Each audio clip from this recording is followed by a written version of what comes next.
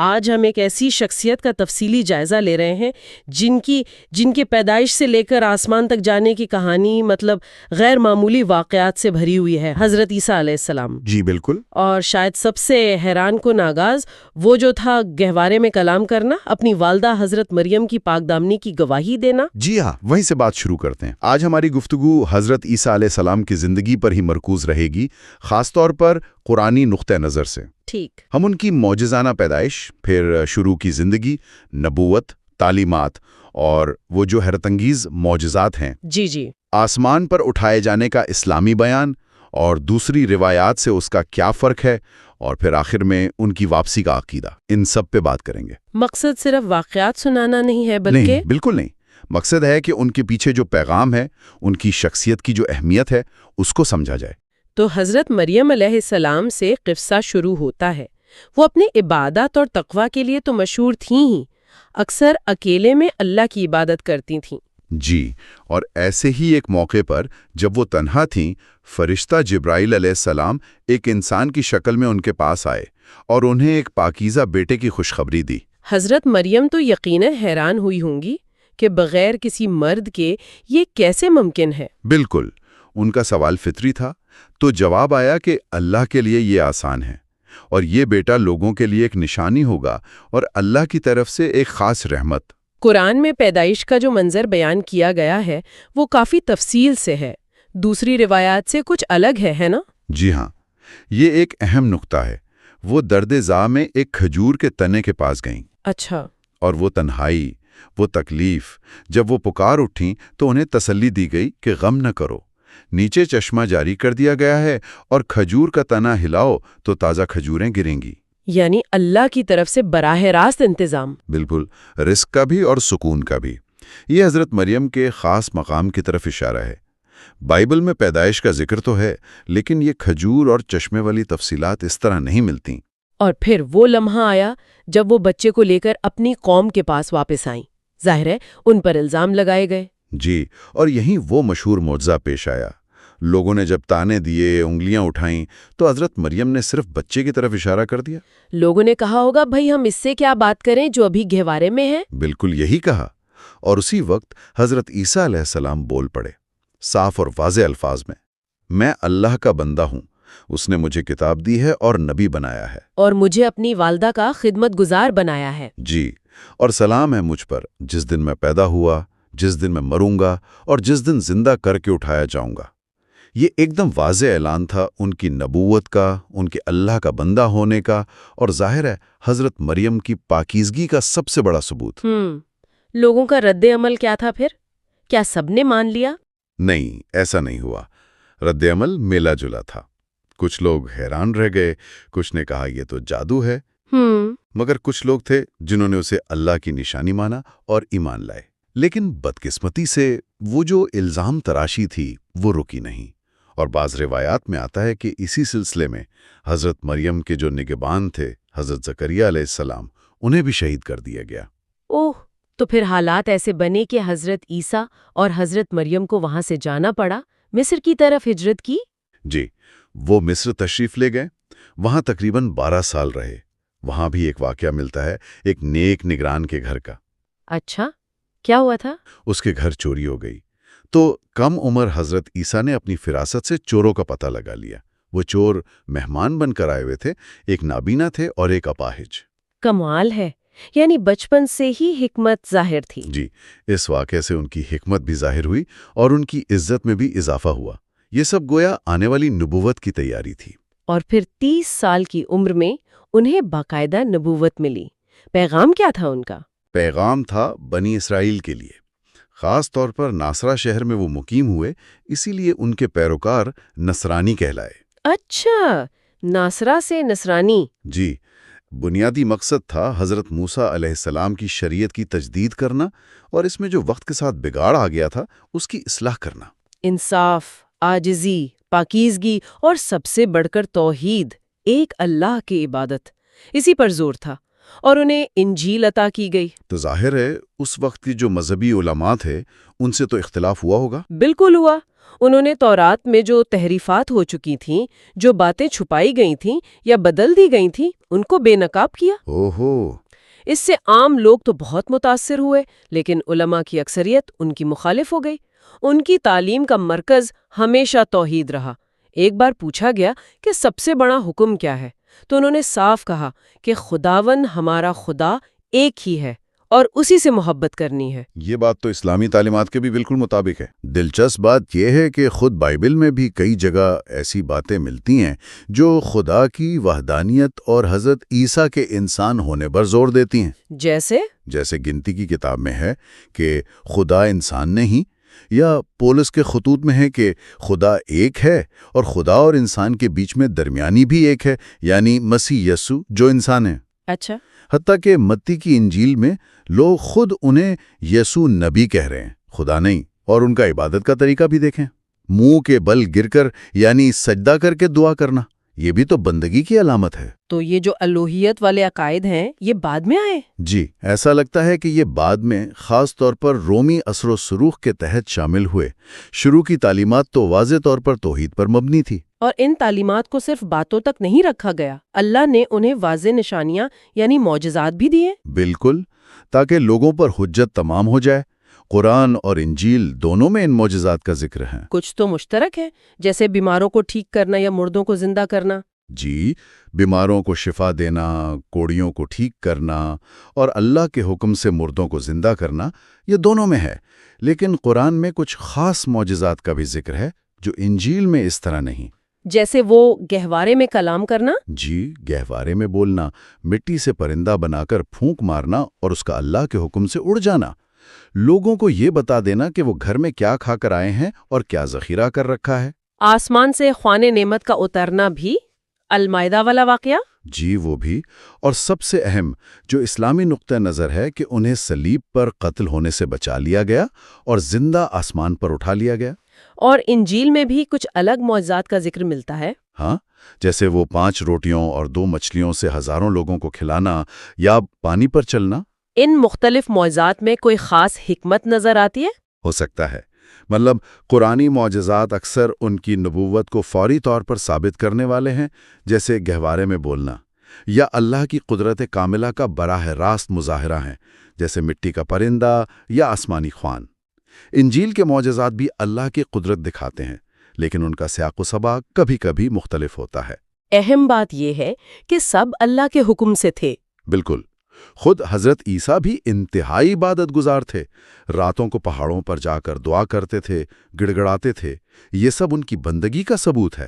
معجزات کے حوالے سے کچھ واقعات بھی بہت مشہور ہیں، جیسے وہ نصیبین کے حاکم والا قصہ۔ جی، وہ بڑا دلچسپ ہے۔ اس سے دعوت کا حکمت والا پہلو سامنے آتا ہے۔ حضرت عیسیٰ نے اپنے حواریوں کو بھیجا۔ حواری یعنی ان کے قریبی ساتھی اور شاگرد؟ جی، تو ایک حواری تھے تیمان، انہیں حاکم نے پہلے قید کر لیا، اذیت دی۔ پھر دوسرے حواری شمون، انہوں نے بڑی حکمت سے حاکم کا اعتماد حاصل کیا۔ اچھا، کیسے؟ انہوں نے پہلے خود کو عام لوگوں جیسا ظاہر کیا، پھر آہستہ آہستہ حاکم کے قریب ہوئے، اس کے مسائل حل کیے، اور پھر موقع دیکھ کر حضرت عیسیٰ کی بات کی۔ حاکم کو قائل کیا کہ انہیں بلایا جائے۔ پھر حضرت عیسیٰ خود تشریف لائے؟ جی، وہ آئے۔ انہوں نے آتے ہی تیمان کو شفا دی، پھر لوگوں کے گھروں میں کیا ہے، کیا کھایا پیا ہے یہ بتایا، مٹی کا پرندہ بنا کر اڑایا۔ یہ سب دیکھ کر حاکم اور وہاں کے لوگ ایمان لے آئے۔ سبحان اللہ! اور ایک اور واقعہ جو عقل کو حیران کر دیتا ہے، وہ سام بن نوح کو زندہ کرنے والا۔ ہاں، یہ تو واقعی اللہ کی قدرت کا عظیم و شان مظاہرہ تھا۔ لوگوں نے مطالبہ کر دیا کہ آپ نوح علیہ السلام کے بیٹے سام کو زندہ کر کے دکھائیں۔ بڑا عجیب مطالبہ تھا۔ جی، حضرت عیسیٰ نے اللہ سے دعا کی، ان کی قبر پر جا کر اللہ کے حکم سے انہیں پکارا تو سام قبر سے نکل آئے۔ زندہ؟ جی، زندہ، لیکن ان کی داڑھی سفید ہو چکی تھی۔ پوچھا گیا تو بتایا کہ انہیں لگا قیامت قائم ہو گئی ہے، اس خوف سے بال سفید ہو گئے۔ اللہ اکبر! لیکن اتنے بڑے معجزے کے بعد بھی؟ حیرت کی بات یہی ہے کہ اتنے بڑے معجزے دیکھنے کے بعد بھی بہت سے لوگ ایمان نہیں لائے، انہیں جادوگر ہی کہتے رہے۔ یعنی انکار کرنے والوں کے لیے نشانیاں بھی بیکار ثابت ہوتی ہیں۔ حضرت عیسیٰ کا بنیادی پیغام پھر بھی وہی رہا؟ بالکل وہی رہا جو پہلے دن سے تھا۔ میں تورات کی تصدیق کرنے آیا ہوں، کچھ پابندیاں جو تم پر سخت تھیں انہیں آسان کرنے آیا ہوں۔ اللہ سے ڈرو اور میری پیروی کرو، وہی میرا اور تمہارا رب ہے، بس اسی کی عبادت کرو، یہی سیدھا راستہ ہے۔ انہوں نے اپنی تعلیمات کو سمجھانے کے لیے تمثیلیں بھی استعمال کیں، وہ جھوٹے نبیوں والی تمثیل؟ جی، متی کی انجیل میں ذکر ہے کہ جھوٹے نبیوں سے ہوشیار رہنا، وہ بھیڑوں کا لباس پہن کر آئیں گے مگر اندر سے وہ پھاڑنے والے بھیڑیے ہوں گے۔ فرمایا کہ انہیں ان کے پھلوں سے پہچان لینا۔ اس کی تشریح کیسے کی جاتی ہے؟ دیکھیں، بعض اسلامی مفسرین اس تمثیل اور اسی طرح کی دوسری پیشن گوئیوں کو مستقبل کے نبیوں کی طرف اشارہ سمجھتے ہیں، خاص طور پر آخری نبی حضرت محمد صلی اللہ علیہ وآلہ وسلم کی طرف۔ جی، کچھ تشریحات میں یہ بات کہی گئی ہے، لیکن اسے ایک زیر بحث روایت یا نقطہ نظر کے طور پر ہی پیش کیا جاتا ہے، کیونکہ اسلامی عقیدہ تو یہی ہے کہ حضرت محمد صلی اللہ علیہ وآلہ وسلم اللہ کے آخری نبی ہیں۔ ٹھیک ہے، یہ واضح ہونا ضروری ہے۔ اچھا، وہ آسمانی دسترخوان المائدہ والا واقعہ، حواریوں نے ایسی نشانی کیوں مانگی تھی؟ انہوں نے یہ خواہش ظاہر کی کہ کوئی ایسی نشانی دیکھیں جس سے ان کے دلوں کو مزید اطمینان ہو جائے اور وہ دن ان کے لیے ایک عید کی طرح یادگار بن جائے۔ تو حضرت عیسیٰ نے دعا کی؟ جی، انہوں نے اللہ سے دعا کی اور اللہ تعالیٰ نے آسمان سے ایک خوان نازل فرمایا جس پر طرح طرح کے کھانے تھے۔ ایک روایت میں یہ بھی ہے کہ اس پر ایک بھنی ہوئی مچھلی تھی جو اللہ کے حکم سے زندہ ہو گئی۔ اور حضرت عیسیٰ نے پہلے غریبوں کو کھلایا؟ جی، تقریباً 1300 غریب اور محتاج لوگوں نے پہلے اس میں سے کھایا۔ اور یہ جو کہا جاتا ہے کہ جنہوں نے ناشکری کی انہیں سزا بھی ملی؟ جی، روایات میں ہیں کہ کچھ امیر لوگ تھے جنہوں نے اس نشانی کا انکار کیا یا اس کا مذاق اڑایا تو ان پر عذاب آیا اور ان کی شکلیں بدل کر خنزیر جیسی ہو گئی۔ یہ واقعہ اللہ کی نعمتوں کی قدردانی اور نافرمانی کے انجام کی طرف ایک سخت تنبیہ ہے۔ حضرت عیسیٰ نے اپنے بعد آنے والے کسی رہنما کی بھی خبر دی تھی؟ جی ہاں، یوحنا کی انجیل میں اس کا واضح ذکر ملتا ہے۔ انہوں نے فرمایا کہ وہ باپ سے درخواست کریں گے اور وہ تمہیں دوسرا مددگار دے گا جو ہمیشہ تمہارے ساتھ رہے گا۔ دوسرا مددگار؟ جی، اور یہ بھی کہ جب وہ سچائی کا روح آئے گا تو وہ تمہیں تمام سچائی کی راہ دکھائے گا، اپنی طرف سے کچھ نہیں کہے گا بلکہ جو سنے گا وہی کہے گا۔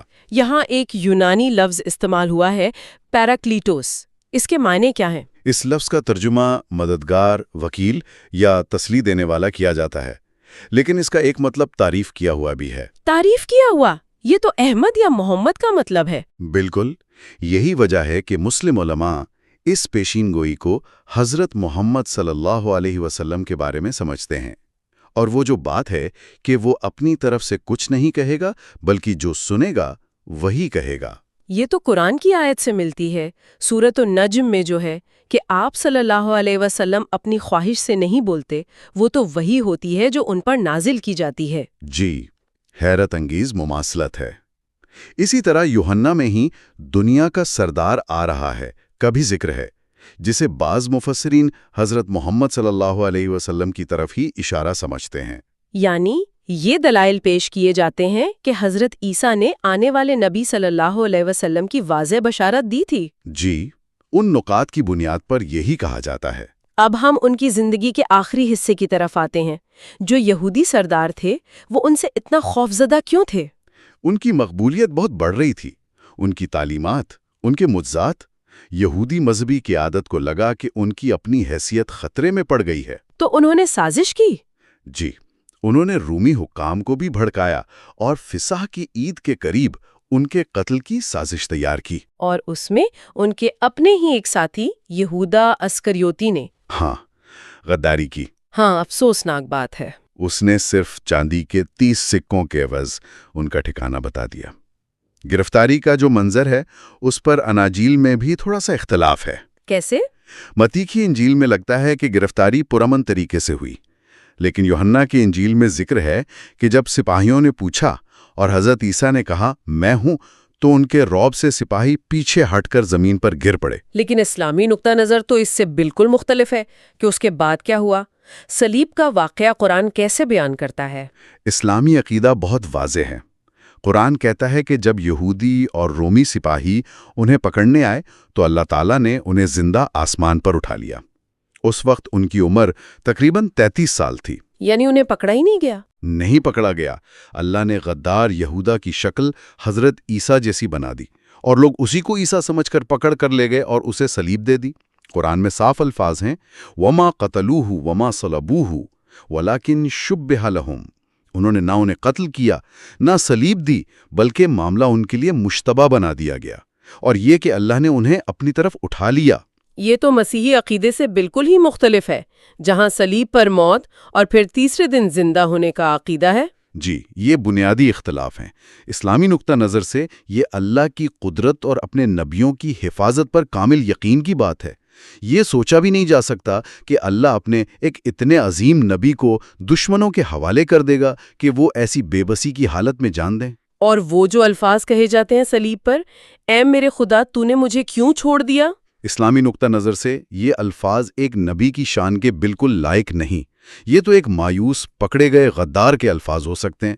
اللہ نے اپنے نبی کو ذلت سے بچا لیا اور عزت کے ساتھ آسمان پر اٹھا لیا۔ لیکن ایک بات پر دونوں مذہب متفق ہیں، وہ ہے ان کی واپسی۔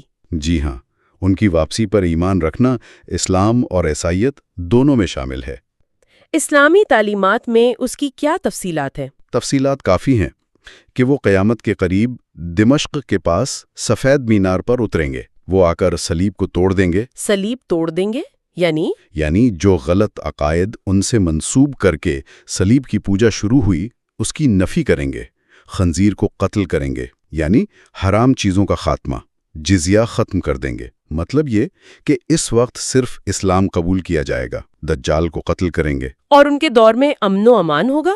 جی، عدل و انصاف اور ایسی خوشحالی ہوگی کہ مال کی فراوانی ہوگی اور کوئی لینے والا نہیں ملے گا۔ وہ زمین پر 40 سال رہیں گے، پھر ان کی طبعی وفات ہوگی اور مسلمان ان کی نماز جنازہ پڑھیں گے۔ تو ان کی واپسی کا مقصد صرف آنا نہیں ہے، بلکہ ایک بہت بڑا مشن ہے۔ بالکل، سب سے بڑا مقصد یہی واضح کرنا ہے کہ وہ اللہ کے بندے اور اس کے رسول تھے، نہ کہ خدا یا خدا کے بیٹے۔ وہ خود آئیں گے اور شریعت محمدی کے مطابق اللہ کی عبادت کریں گے۔ یہ ثابت کرنے کے لیے کہ تمام انبیاء کا دین ایک ہی تھا؟ جی، اللہ واحد کی بندگی۔ وہ ان تمام غلط عقائد کی تردید کریں گے جو صدیوں سے ان کے نام کے ساتھ جوڑ دیے گئے ہیں۔ تو خلاصہ یہ ہے کہ حضرت عیسیٰ علیہ السلام کی زندگی شروع سے آخر تک معجزات، آزمائشوں اور اللہ کی خاص حفاظت کا ایک نمونہ تھا۔ ان کا پیغام خالص توحید تھا۔ اسلامی عقیدے کے مطابق انہیں زندہ آسمان پر اٹھایا گیا اور وہ انصاف قائم کرنے اور حق واضح کرنے کے لیے دوبارہ تشریف لائیں گے۔ بالکل صحیح۔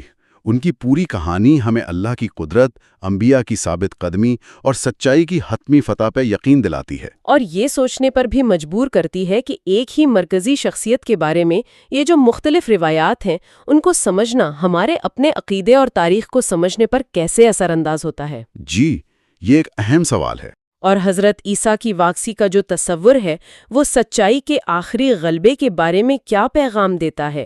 شاید یہ وہ سوالات ہیں جن پر ہمارے سامعین مزید غور کر سکتے ہیں۔